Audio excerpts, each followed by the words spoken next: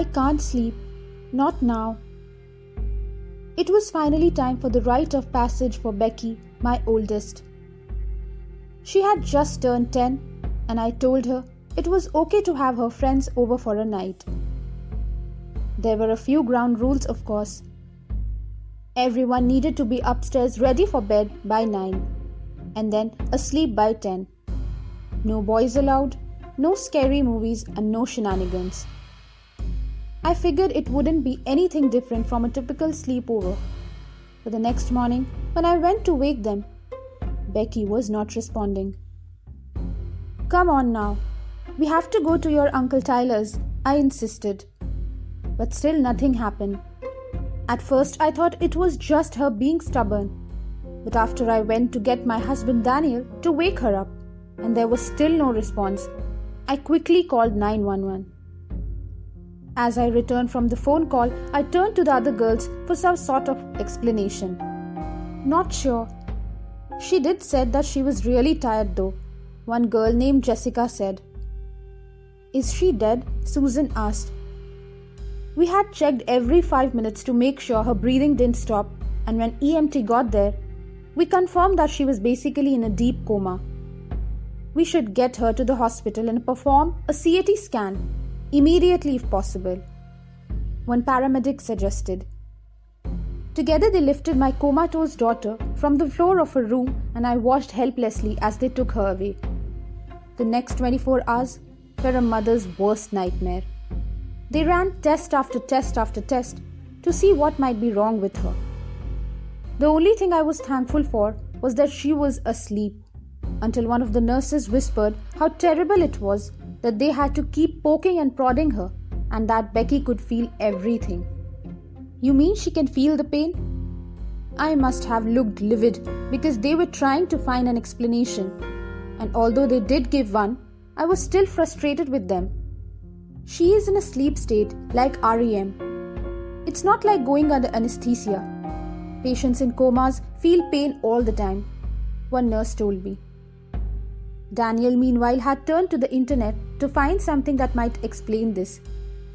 Bizarre sleep syndromes and stories of people just falling into an endless slumber abounded, but very few answers. The doctors weren't much help either. They claimed that the only thing they could do was monitor her and wait for her to snap out of it. Daniel and I took shifts at her bedside, watching her closely and scouring every corner of the web for answers. There was one site that he found that suggested shock therapy could potentially jolt her awake.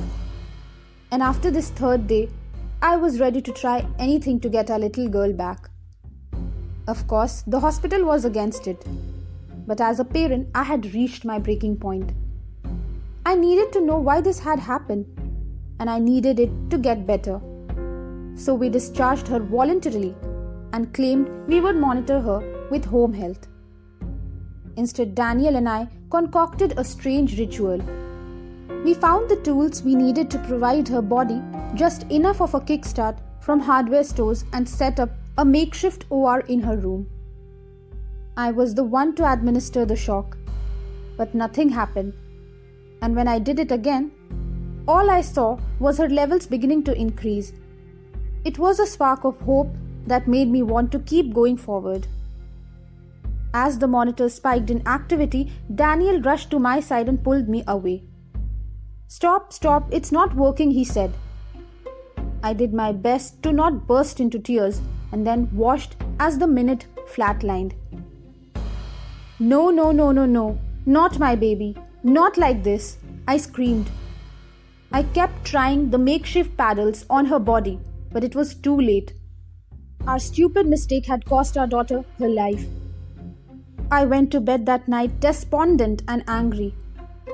I wanted to end my own life for the stupid impulsive choices I made. And since I couldn't sleep, I went into Becky's room to get a good look at our angel before we buried her. To my surprise, she was sitting up in bed when I opened the door. "Becky, are you okay?" I asked in shock. "Mom, what happened?" she asked blandly. I ran up to her and hugged her so tight. "Oh, baby, I thought we lost you."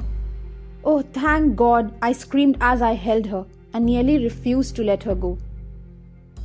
"Where am I? Is this heaven?" she whispered. "What? No, baby, no." "It's okay," I said. "But that's not possible. I saw you die. You died." "You and Dad," she said weirdly. "I killed you," she added. I pulled away from her and looked at her eyes. It looked like she was still asleep, like her pupils were dilating. I ran to my husband to get him awake, but he refused to open his eyes. Then I heard my daughter at the door. She was smiling and had a knife in her hand. "Just let him sleep, Mother." "Becky, put that knife down." She cocked her head and pointed the weapon at me as I reached for my phone. "I'll put it down when you go to bed." Slowly, I crawled under the covers. I laid there, still as a board until she left, convinced I had fallen asleep. But I haven't, and I won't. And I'm not so sure I should wake my husband either.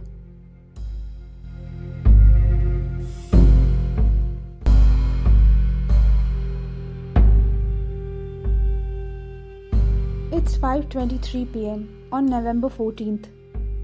I don't know if this will send. They're messing with my internet. The lights won't come back anymore. I have nowhere left to go. My family and friends won't answer their phones, and I'm afraid I won't be able to tell someone before they get me. For a bit of context, my name is Lily and I live in Oregon. About 2 months ago, me and my friends decided to go hiking. However, as we went up the Mountain Hood, my friend Josh noticed something.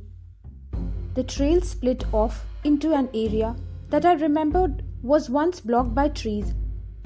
Josh's girlfriend Kenna suggested we explore it, which in hindsight was a horrible idea.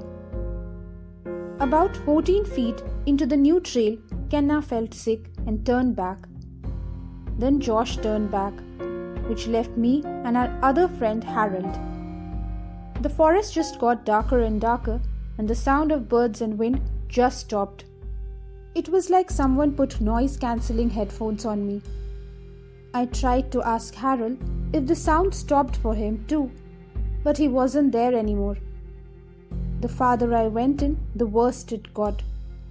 I could barely see and felt so much dread. I couldn't tell you what it was at that time, but my stomach almost hurt with fear and nervousness. I could hear some things at certain points, footsteps, someone behind me whispering, and a bird caw. I tried to turn back so many times, but it only got darker and I couldn't escape.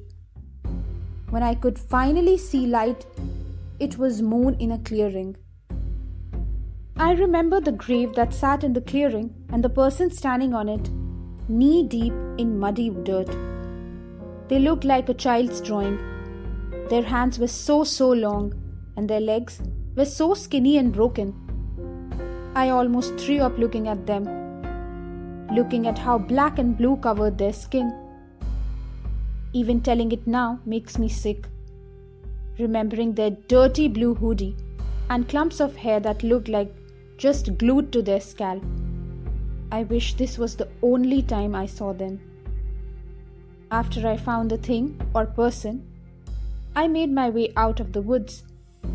It was dark out and I had no idea how to get out of the trail. I hate the dark, and wandering in the wilderness alone, knowing that thing was out there, is sickening. The police found me trying to stay warm under a tree just a foot from the trail. I was missing for 2 days. When I told my friends what had happened, they had no idea what I was talking about, in typical horror movie fashion. They told me I had just disappeared, and when they found my bag and phone a mile up the trail, they called the cops. From then on, I saw the thing watching me. Its face is so hard to make out, as if every time I look away from it, My brain blocks it out. It's staring at me as I tell this. I can feel its eyes on me, behind me. I only have so long to tell this.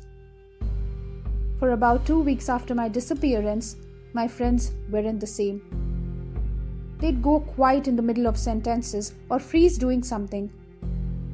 Then everyone else did the same thing. My neighbor, Mrs. Petrono, stopped watering her flowers one day when I came out for the mail, and she stared at me. She's always been a bit off her rocker, and the last time I went to her house, she had flat earther posters on her walls. So this wasn't too strange, at least until she spoke. You released something? Lily and I think it wants your soul, your blood, your heart. It wants so much, so much. Her words seared into my brain, and I couldn't stop thinking about it. But the more I thought about it, the less sense it made. Why me? Why was it in a grave? Why is it affecting my life? This thing has been torturing me for the past 2 months. I'd wake up to it standing over my bed. Then I wouldn't sleep. I'd open the pantry and just see its long legs, and I wouldn't eat. Its legs, they looked like vague impressions of legs, too skinny and too white and too bruised. But I'd see them, and I'd look for any sign of life. But it was just skin stretched over bone, no veins, no muscles, nothing.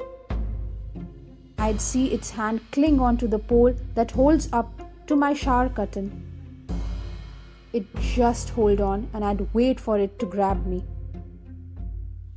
It wants to wear my face. I know that now. 2 weeks ago, almost every day, it'd be at my door, cooing to me using the voices of my family and friends. When I wouldn't let it in, it'd scream and panic, acting like my family and friends were in danger. Then it'd pound begging me to let it in. It got in today. I wish I hadn't gone hiking. I wish I had turned back. I wish I had tried to leave the dark woods, but I didn't, and now it's here. I have long brown hair, brown eyes, a mole on my left cheek, a chubby face and thin lips. That's the best description I can do. It's behind me watching, playing with its food. I don't know why it wants to be me, or what it'll do after it is. But if you see me, run until you can't anymore. Hide until it finds you, then run some more. Don't let it take your face. Don't let it mimic your family's voices. Don't let it in. I'm sorry for what I've done. I'm sorry that I put this out in the world. If I live through tonight, I'll update you all. Stay safe. Stay far, far away from me.